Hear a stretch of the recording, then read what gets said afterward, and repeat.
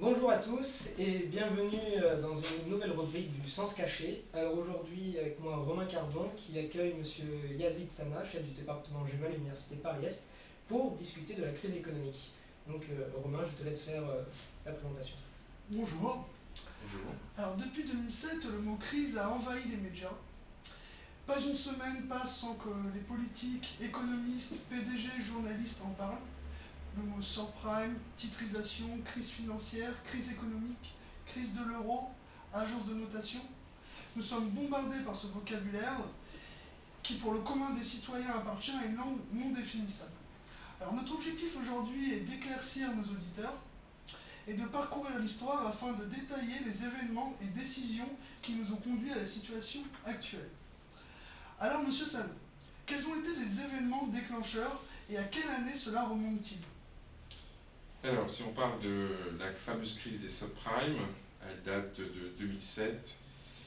On peut dire que cette crise est une crise assez classique du capitalisme, mais pour être plus précis, des créateurs d'entreprises dans l'immobilier ont eu l'excellente idée de prêter de l'argent à des personnes qui, habituellement, on ne leur prête pas. C'est-à-dire que dans le système bancaire classique, on les aurait écartés, on prête de l'argent en fonction des revenus, en fonction du patrimoine.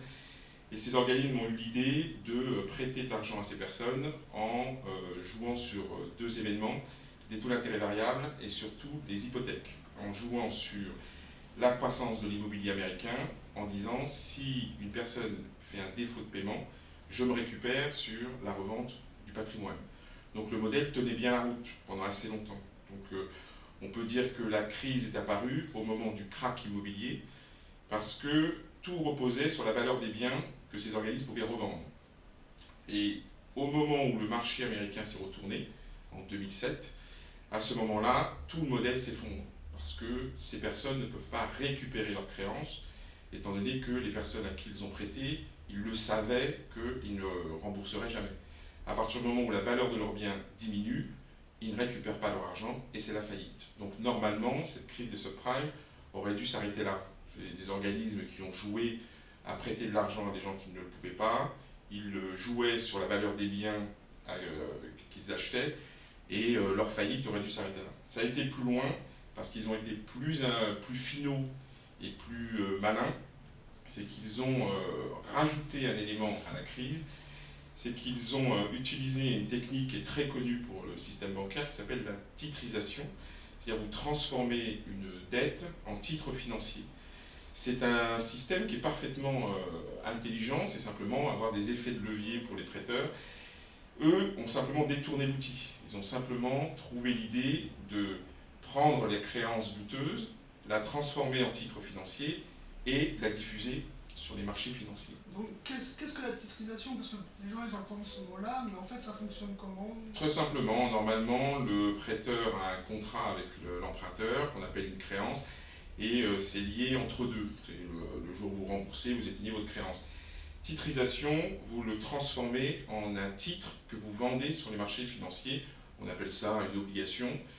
Là, c'est des techniques un peu financières dans lesquelles vous vous débarrassez, celui qui a prêté l'argent, en transformant le titre, le revend à un tiers et donc il se débarrasse du risque. Donc c'est de cette manière que ces titres se sont retrouvés dans les comptes des sociétés multinationales et c'est répandu dans le monde entier. Oui, de façon plus subtile, ces titres ont été intégrés à des produits complexes qui ont été ensuite rachetés par des grands investisseurs et qui avaient des rendements très élevés. Donc la difficulté de la crise, c'est que ces titres se sont retrouvés dans des titres complexes dont plus personne ne savait où ils étaient. Donc si on veut faire un lien avec la crise entre le subprime et la crise financière est apparue du fait qu'on ne savait plus où étaient ces titres. Donc pour faire simple, ces titres, on aurait dû prendre les pertes, mais la crise est apparue dans le sens où on ne savait plus où étaient ces titres, d'où le terme dans la presse de produits toxiques, c'est-à-dire que des personnes étaient ou sont en possession de ces titres sans le savoir. Donc ça a entraîné une crise de confiance sur le marché financier. Et cela a été voulu ou ça a été Non. fait un peu au hasard? Non, on Pour certains, vous diraient que c'est voulu. Mon sentiment et l'analyse que l'on peut faire, c'est toujours la même chose. C'est une avidité très forte de personnes qui ont voulu faire de l'argent de façon dite intelligente. Je pense que le monstre leur a échappé, c'est-à-dire que ceux qui ont titrisé et diffusé naturellement savaient qu'ils faisaient quelque chose de mal, mais ceux qui ensuite ont spéculé dessus, je ne crois pas qu'ils se rendaient compte que ça allait se retourner ainsi. Sinon, on n'aurait jamais connu la très grave crise. C'est toujours la même chose dans le système économique, c'est à un moment, a posteriori, on rationalise des comportements qui, sur le coup, ne sont pas compris. C'est un peu je mettrais ça dans l'aveuglement et l'inconscience de la recherche systématique du profit. Vous voyez, le capitalisme fonctionne beaucoup comme ça. On se précipite sur une idée, c'est le phénomène des bulles, hein, on crée des bulles spéculatives, les gens gagnent beaucoup d'argent, au bout d'un moment, ça explose. Donc vous avez parlé de la très grave crise, pardon. Et donc, de là, on peut dire que la crise actuelle, elle ressemble à la Grande Dépression de 1929. Donc, qu'est-ce qui permet de tisser un lien entre ces deux crises espacées, et qui sont tous les deux des crises du capitalisme? Oui. Alors, on fait le lien avec la crise de 1929 parce que, comme toutes ces crises économiques, elles sont issues d'une crise financière avant. C'est pour ça qu'on fait le lien en disant un krach boursier a entraîné une très grave crise économique. Donc les liens, ils ne sont que là, parce que dans la crise actuelle, quand on dit qu'on a traversé une très grave crise, c'est qu'il faut comprendre, le président actuel le dit souvent, il y a 4 crises successives qui se sont faites. Il y a la crise des subprimes, il y a la crise financière, dont je viens de vous expliquer qu'en gros, la défiance qui est apparue a fait chuter et a fait perdre de l'argent sur les marchés financiers. Donc là, il y a déjà des incidences importantes sur la récession ou sur la croissance économique.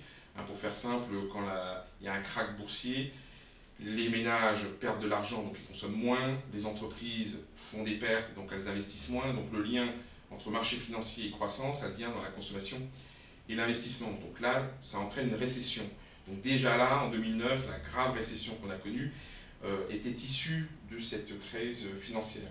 Mais il faut ajouter une crise entre les deux, dont on parle très peu, c'est la crise bancaire. C'est-à-dire que la crise financière a entraîné une fragilisation du système bancaire, d'où la fameuse faillite de Lehman Brothers de septembre 2008. Donc à ce moment-là, on voit et on craint que tout le système bancaire s'effondre, et la grande panique, c'est ce qu'on appelle le risque systémique, c'est-à-dire une banque fait faillite et entraîne la faillite de toutes les autres banques. D'où le grand passage qu'on a connu, beaucoup plus grave qu'en 1929, qui était le risque de faillite des banques. C'est là où on parle de très grave crise, on a rarement été aussi près d'une très grande catastrophe. D'où la mobilisation exceptionnelle des États, qui fait la différence avec la crise de 1929, c'est que les banques centrales et les États ont réagi de façon beaucoup plus efficace. On vit encore la crise, donc on va dire qu'on soit totalement sorti de là, mais 1929, c'était aussi des réactions de gouvernements mal appropriés qui ont enclenché une crise plus grave et qui nous ont fait rentrer dans une crise assez longue. Le parallèle s'arrête là. Donc, vous dites en gros qu'il n'y a pas eu de réaction vive en 1929, mais en lisant quelques livres, je me suis aperçu que par la suite, il y a eu la création par exemple, du FMI, oui, qui est due à une prise de conscience qu'il fallait réglementer l'économie mondiale. Oui, après la crise, après la Seconde Guerre mondiale, ça va, la prise de conscience s'est faite 1929, 1944. Voilà, c'est sûr qu'il y a eu une prise de conscience que le sortie de l'entre-deux-guerres, la grave Seconde Guerre mondiale, a fait prendre conscience que le rôle des États, Keynes 1936, le keynésianisme triomphant jusqu'aux années 70, oui, là on peut dire ça. Mais globalement, c'est pas en 1929 que les gouvernements et les banques centrales prennent conscience de la gravité de la crise et prennent des mesures qui ont permis d'en sortir. On l'a amplifié par le protectionnisme, tout ce discours, il faut acheter national, et tout ça a entraîné une accélération de la crise. Il a fallu attendre Roosevelt, les tentatives d'Hitler de keynésianisme, mais on a vraiment fait du keynésianisme à l'après-guerre. Donc, je voulais aussi revenir, tout à l'heure vous avez parlé de la transformation de la crise américaine en crise financière mondiale. Et au niveau du procédé de titrisation, donc j'ai vu qu'il y avait des procédés qui s'appellent CDO, de cette sorte-là. Je veux savoir comment fonctionnaient exactement ces procédés. À quoi servent-ils réellement dans l'économie mondiale, vu qu'on voit qu'ils créent quand on analyse la situation de l'argent virtuel. Oui. Alors là, pour ne pas tomber dans le détail et être dans la critique que vous formulez avec votre début de FMI, de régulation, il faut mettre les pieds dans le plat dans ce qu'on appelle le capitalisme financier. Oui, clairement, notre économie s'est mondialisée, très clairement les marchés financiers sont devenus dominants, oui, clairement ces marchés dictent quasiment les stratégies aux entreprises, et on le voit, on va le voir avec la crise de la dette, dictent des politiques économiques aux États. Donc on sent bien qu'on est passé dans un monde où les marchés financiers sont dominants et décident de beaucoup de choses. De là à en faire leur procès et à réclamer la régulation, beaucoup en appellent. Donc quelle que soit la technique, c'est surtout le poids de ces capitaux et leur influence dans les décisions des entreprises et des États qu'il y a un point d'interrogation. C'est là-dessus que beaucoup réfléchissent, c'est comment nous rendre plus indépendants de ces marchés qui sont des entités qu'on ne connaît pas bien et qui décident de notre avenir. Et qui gouvernent le monde un peu aujourd'hui, qui remplacent un peu en partie nos gouvernements. Alors, dans une logique un peu de simplification et tout, on aurait envie de dire ça, on aurait envie de dire ça y est, on est tombé dans cette situation où des personnes avec des gros cigares décident de notre avenir.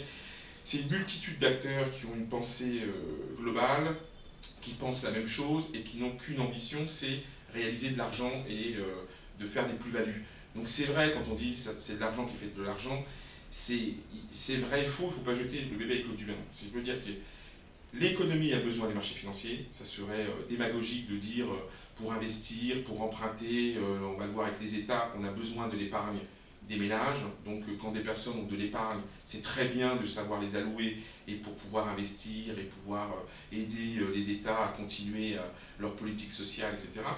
Là où ça va trop loin, c'est lorsque il y a des phénomènes de bulles spéculatives et il y a une déconnexion entre les transactions qui sont faites et la réalité économique. C'est là-dessus qu'on s'inquiète. C'est par exemple, on va avoir des biens qui vont valoir des sommes mirifiques et il n'y a rien de rationnel par rapport à ce prix.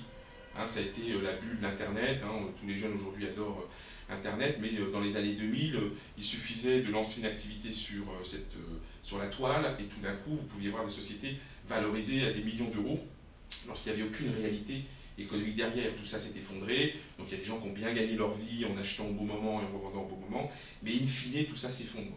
Donc c'est vrai que ça pose question de dire est-ce que c'est moral, donc là on laisse tomber le côté moral, mais c'est le côté à un moment, est-ce que cet argent va là où ça doit aller? C'est-à-dire que normalement, ces marchés devraient affecter cet argent à l'investissement pour créer des richesses, créer des emplois, permettre aux États de pouvoir aussi investir et donc générer du développement.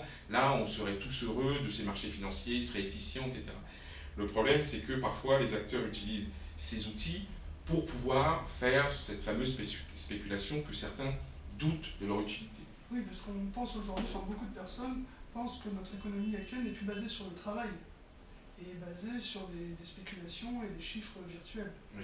Alors il faut relativiser parce que, soyons sérieux 2 minutes, on peut spéculer sur du vent pendant un court terme, mais à un moment, pouf, tout ça apparaît. Donc c'est sûr qu'il y en a qui font ça. Mais la plupart du temps, les marchés financiers s'appuient aussi sur des créations réelles de richesse.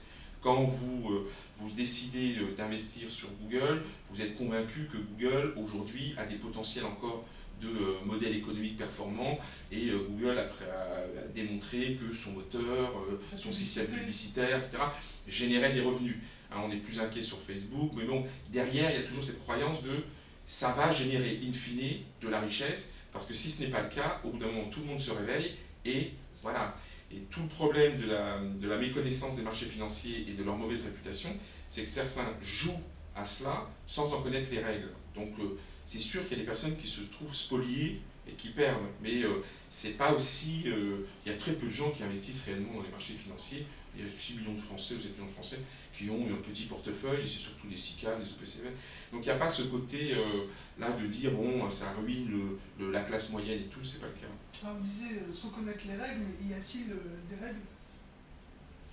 Des règles d'investissement? Pas des règles d'investissement, mais des règles pour limiter des aberrations qu'on a pu voir. C'est des marchés qui sont très réglementés, quand on voit ce qu'on fera. Et puis ensuite, il y a une règle de bon sens pour celui qui investit en bourse, c'est de dire à un moment ou à un autre, si je recherche la sécurité, je n'y vais pas. Je vais plutôt chercher des placements liquides, le bon livret A, le PEL.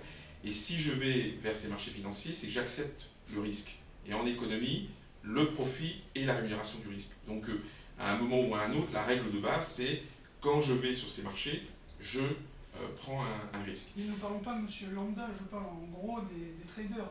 Ceux qui Ah oui, là on est dans des le... milliards d'euros. Oui, faire le procès des marchés financiers aujourd'hui est aisé, parce qu'ils ont joué avec le feu, ils sont à l'origine, en gros, de la crise que nous vivons aujourd'hui.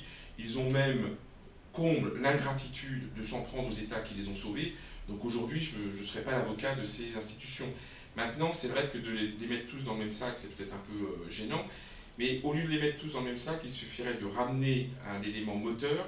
Ils sont là pour générer du profit, et toute la difficulté, c'est de savoir est-ce que le profit qu'ils génèrent est juste, est-ce qu'il est basé sur des richesses créées, ou est-ce qu'il est basé sur des surliquidités qui sont créées par les banques centrales. Je ne rentre pas sur les aspects techniques, mais à un moment, vous avez des banques centrales qui inondent le monde d'argent, vous avez des pays qui sont en excédent de réserves, que sont l'Arabie Saoudite, la Russie, la Chine, qui inondent le monde d'épargne, et donc à un moment, il y a toutes ces liquidités, il faut bien les utiliser. Donc à un moment, vous avez des personnes qui vont utiliser ces liquidités, qui vont créer ce qu'on appelle des bulles. Donc on ne sait plus si c'est les personnes qui jouent avec ça, ou est-ce que ce sont des banques centrales qui ont des politiques monétaires trop expansionnistes et qui génèrent ces crises. Vous voyez, donc la responsabilité est diffuse, elle annonce plusieurs acteurs.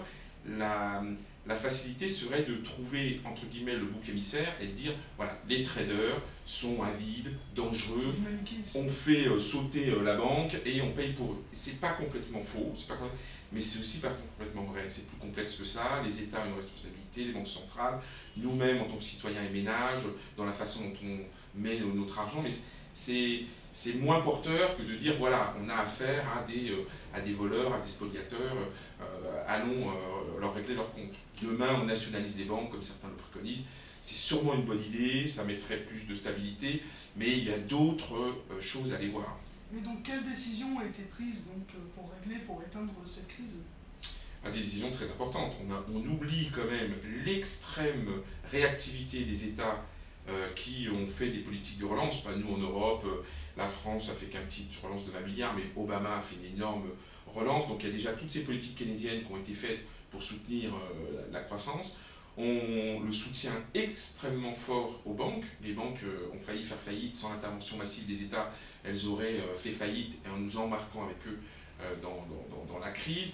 Elles ont énormément cherché à réglementer et à réguler les marchés financiers, sauf qu'elles ne sont pas allées aussi loin que certains l'auraient souhaité. Dans cette période de crise, on avait l'occasion rêvée, donc, comme vous le dites avec le FMI, de dire on va faire une régulation mondiale.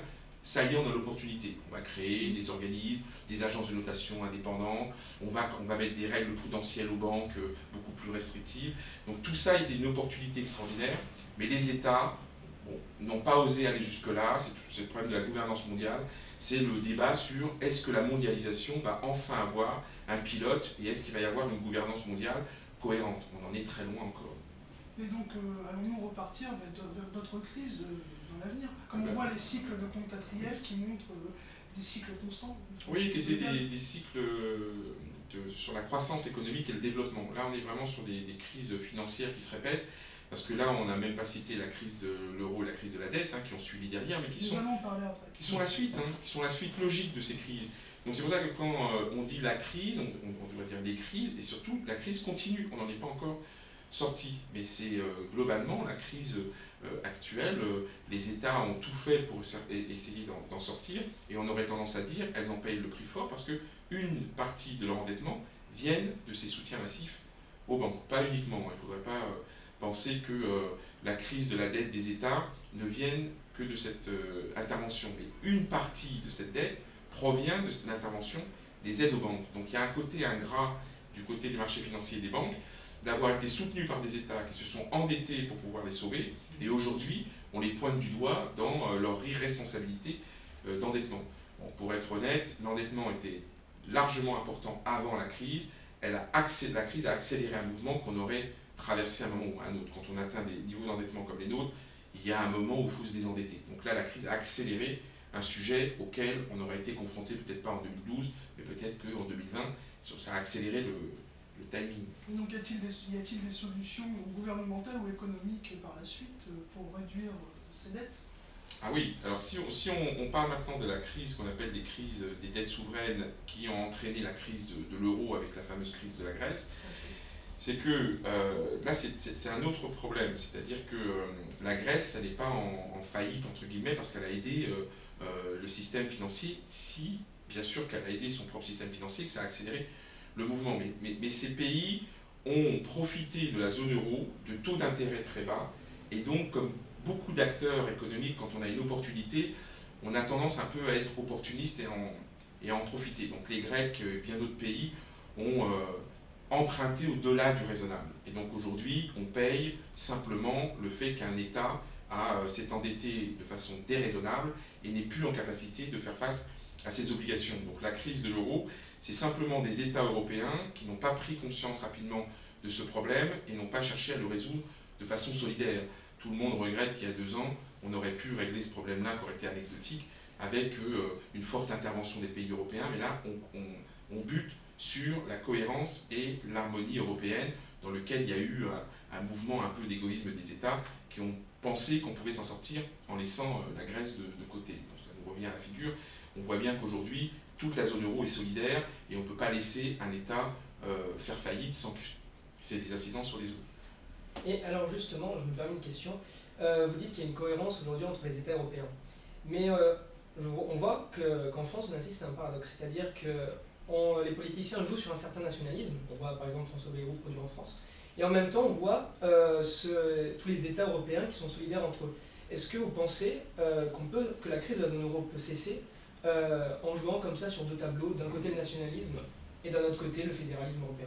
Oui, la question est fort pertinente, mais dans le sens où vous posez, sans le dire clairement, l'essence même de la construction européenne. La construction européenne, on est avec le débat de 2005 sur la Constitution, sur le débat depuis, est-ce qu'on veut une fédération, ça veut dire en clair un État supranational européen qui régule tout l'espace européen, ou est-ce que l'on veut des États confédérés qui régulent que des politiques économiques, etc. Donc c'est le projet européen qui est questionné. Et au moment où on a fait l'euro, normalement, nous aurions dû faire des gouvernements économiques communs. Il fallait une cohérence entre la politique budgétaire et la politique monétaire. On ne l'a pas fait pour ces raisons de politique. Les peuples ne sont pas prêts à ce jour. N'importe quel président de la République qui annoncerait un référendum sur l'abandon de la souveraineté de la France en vue d'une fédération, bon ben on sait qu'en France, il n'aurait pas de majorité. Bayrou, le plus peut-être fédéraliste de tous, il y va, mais il y va prudemment. Il y va plus que les autres, mais il y va prudemment. François Hollande, qui était très fédéraliste, depuis 2005, avec sa gauche du PS, est obligé de faire attention. Donc cette contradiction dont vous soulevez, de vouloir être des États souverains, indépendants, tout en étant en coopération avec les autres dans une cohérence, je n'ai pas dit qu'ils étaient cohérents actuellement, j'ai dit qu'ils auraient dû être cohérents. La cohérence, elle demandera beaucoup de temps, beaucoup d'abandon de souveraineté et cette notion d'intérêt collectif qui va parfois à court terme contre l'intérêt particulier. Donc quand on aura des hommes d'État qui iront face à leur peuple en disant « je lâche temporairement un intérêt que nous pensons être un intérêt national en vue de faire un intérêt général européen », là, vous aurez probablement ce que l'État français a su faire à un moment en disant « moi, l'État, je suis garant de l'intérêt général, quitte à m'opposer à des intérêts particuliers ». On est dans ce problème-là. Et en ce sens, est-ce que vous trouvez donc légitime que l'Europe continue à s'agrandir? On a vu que la Croatie, par exemple, va... Là, vous soulevez le problème de l'élargissement. C'est-à-dire que lorsque les États de l'Est ont pris leur indépendance, on oublie ça, la chute du mur de Berlin, on était heureux pour eux. À un moment, s'est posé le problème tout bête de est-ce qu'on continue à structurer l'Europe de l'Ouest? C'était ce qu'on appelait l'approfondissement. On fait des institutions plus solides, des systèmes de vote plus solides. On prend le temps d'être solide et la maison étant solide, on les invite ensuite à rentrer chez nous. Soit l'autre thèse qui l'emportait et qui l'a emporté, c'était de dire on n'a pas le temps. Ces pays-là, on ne peut pas les livrer à eux-mêmes, on leur doit beaucoup, parce qu'on les a laissés quand même dans le bloc soviétique pendant très longtemps.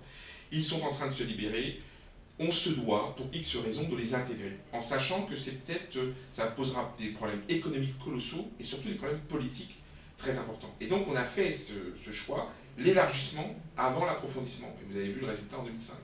Là, on a- Alors, c'est tirer une balle dans le pied. Alors, c'est le problème historique, c'est-à-dire que les dirigeants, quand ils prennent une décision, a posteriori, on dira, l'histoire dira, on n'aurait pas dû faire l'élargissement parce qu'aujourd'hui, c'est très difficile de trouver quelque chose de cohérent dans tout ça. Et en même temps, si on ne l'avait pas fait, on serait probablement en train d'hurler à l'irresponsabilité de ces pays riches de l'Ouest qui ont abandonné ces pays frères de l'Est. Donc c'est comme la Grèce. Vous savez, la Grèce, elle a intégré la CE et puis après elle a intégré la zone euro. Elle n'avait absolument pas les critères économiques pour le faire. Ça a été uniquement des critères politiques dans le sens de c'est un pays frère, c'est un pays du bassin de la civilisation européenne. Donc c'est toujours le débat en économie, c'est est-ce que c'est que le technico-économique qui doit dicter ou est-ce qu'il y a des décisions politiques qui dictent le choix? Bon, voilà, dans la construction européenne, c'est aussi simple que ça. Alors revenons à la France. Donc le gouvernement a adopté plusieurs mesures dans le but d'enrayer les déficits. Donc la TVA sociale, l'instauration de nouvelles taxes. On entend des fois des politiciens prôner l'idée de baisser des salaires pour lancer l'économie, pour réduire le coût de la main-d'œuvre. Mais êtes-vous d'accord donc avec ces propositions et pour vous, quels sont les mécanismes qui permettraient à la croissance de repartir puisque de nombreux économistes comptent sur la croissance pour relancer l'économie et pour pallier au problème de la dette? Alors vous avez en économie deux analyses. Il y a l'analyse conjoncturelle, c'est de dire voilà la croissance se porte pas bien, il faut donner un petit coup de pouce.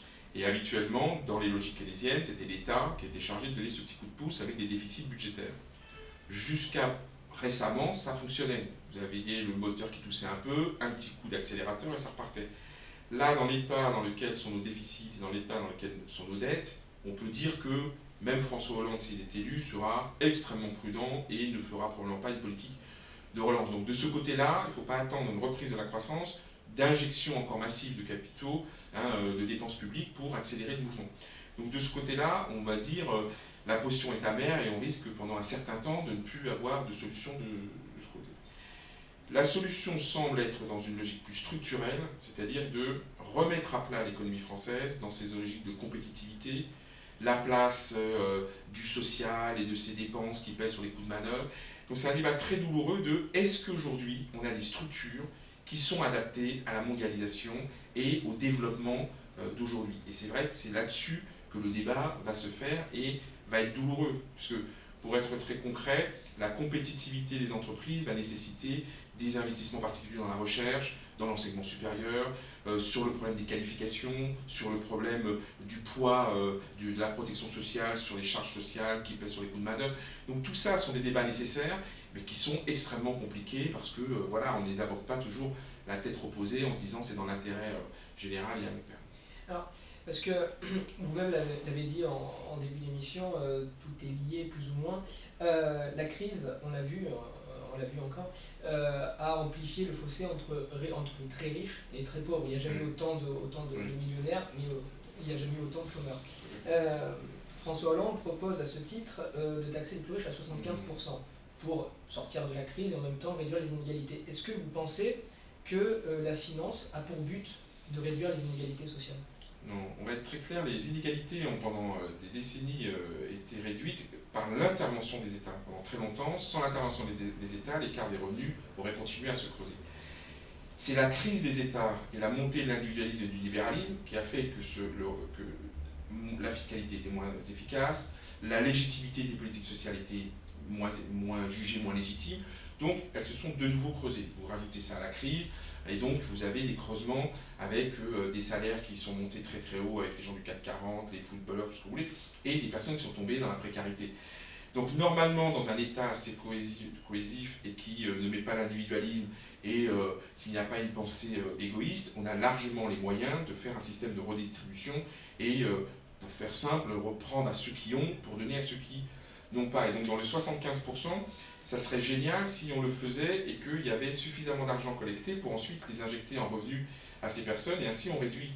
Là c'est purement symbolique, c'est simplement qu'à un moment il faut donner un signal fort de on est allé trop loin, l'impuissance de l'État est mal jugée par les citoyens et qu'à un moment le politique il a besoin pour X raisons de se recrédibiliser. Donc cette mesure, on le sait tous, il s'est emmêlé les pédales dans les modalités, est-ce que c'était 1 million la part fiscale. On sent que c'était une mesure qui a été un peu précipitée, c'est plus de la tactique politicienne, mais elle a au moins le mérite de mettre le doigt là où ça fait mal, halte aux inégalités, et comment revenir à des écarts de revenus plus légitimes. Donc la mesure de dire que les entreprises publiques, un PDG ne peut pas avoir plus de 20 fois le SMIC, c'est dans ce genre de direction qu'il faut aller. Ce n'est pas le fait qu'un PDG soit mieux payé qu'un ouvrier qui pose problème, c'est l'écart stratosphérique avec des écarts de revenus qui génèrent de la colère et de l'incompréhension. Surtout, je compléterai que quand on demande des efforts, parce qu'on va nous demander des efforts à nous tous, on est d'autant plus aisé à faire l'effort qu'on a l'impression, qu'on sait que tout le monde y participe. Et si on a l'impression qu'il y en a certains qui vont être plus que serrés et d'autres qui vont faire la fête au bord de la piscine, c'est sûr qu'on n'y arrivera pas.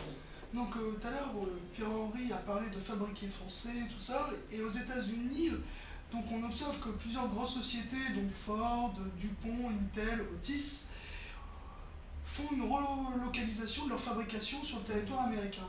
Est-ce que vous pensez donc que c'est possible en Europe? Alors, le problème des délocalisations est criant. Il faut déjà remettre la responsabilité de certains États. Il faut voir qu'avant, la désindustrialisation ne posait pas de problème. Pendant longtemps, on a dit que c'est pas un problème. Plus d'ouvriers en France, c'est pas grave, on aura des ingénieurs, on aura du service, on aura des traders. Donc pendant très longtemps, et ce n'est que récemment qu'on s'est dit, ah, peut-être que avoir des industries, c'est essentiel pour avoir les centres de recherche, avoir les industries, c'est essentiel pour faire des emplois et pour tout le monde. Donc c'est revenu récemment après que le taux d'industrialisation de la France soit descendu très très bas. L'Allemagne a fait un tout autre choix, c'est pour ça qu'on le cite régulièrement en modèle. L'Allemagne a beaucoup plus soutenu son industrie que la France. Donc cette relocalisation, tout le monde en rêve, mais ça voudrait dire à un moment qu'on repense totalement et nos comportements de consommateurs et nos capacités à un moment de modèle économique. Je m'explique simplement, c'est que les grandes entreprises ont trouvé pour se développer, je garde la conception, je garde la commercialisation et je délocalise la production où c'est pas là où se joue la valeur ajoutée, c'est pas là où se jouent les éléments dits stratégiques. Maintenant, de vouloir les remettre, ça serait dans le sens de je reste compétitif sur les prix et j'ai un avantage qualitatif sur le produit que je vends au consommateur, et le consommateur a un revenu suffisant pour acheter mon bien. Tout ça nécessite beaucoup de réflexion. Le fait de délocaliser aujourd'hui permet à des bas salaires de continuer à avoir un pouvoir d'achat relativement fort. On achète du textile, on achète des écrans plats à des prix quand même relativement bas.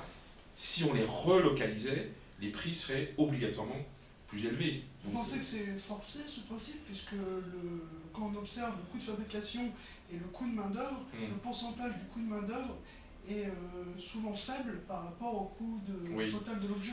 Alors ça dépend des industries. Il faudrait regarder, c'est de la comptabilité, de contrôle de gestion, de vérifier, ok, est-ce que ça représente vraiment que 10%, on cite le modèle d'Apple, tout ça, etc. Sûrement, mais à un moment ou à un autre, un industriel qui va s'installer en Chine, c'est le coût de manœuvre qui l'intéresse. Donc à un moment... Et pas le marché chinois qui est porteur pour vendre, par exemple? Le marché chinois, c'est le rêve des Occidentaux, et c'est pour ça qu'il nous impose beaucoup de choses. C'est un excellent atelier du monde, ce n'est pas devenu un marché encore du monde. Ça veut dire que quand les Chinois décideront d'avoir un modèle plutôt de croissance interne et non pas de croissance externe qu'ils ont choisi jusqu'à maintenant, ça veut dire en clair de créer une demande interne qui génère une consommation de masse des Chinois et qu'à ce moment-là, on puisse leur vendre massivement des biens, c'est sûr qu'on verra la Chine autrement. Aujourd'hui, la Chine est plutôt dans un système d'atelier où ce qui tire sa croissance, c'est de vendre à bas prix des produits aux pays occidentaux. Mais on rêve que ça devienne un marché. D'accord. Merci. Bon, d'accord, très bien, merci beaucoup, monsieur Yazid Sana. Merci à toi, et merci à vous, chers auditeurs, de nous avoir suivis jusqu'au bout. Vous pouvez retrouver cette émission en podcast sur notre site www.commonwealth.com dans la rubrique politique, mais aussi sur le site du Sens Caché, le senscaché.fr. Voilà, pour l'heure, je vous remercie. Pour information, la semaine prochaine, vous pouvez me retrouver en débat avec Stéphane Tiquet, responsable des Jeunes Populaires de Paris, et Ryan Nézard, notre chroniqueur habituel du Sens Caché. Et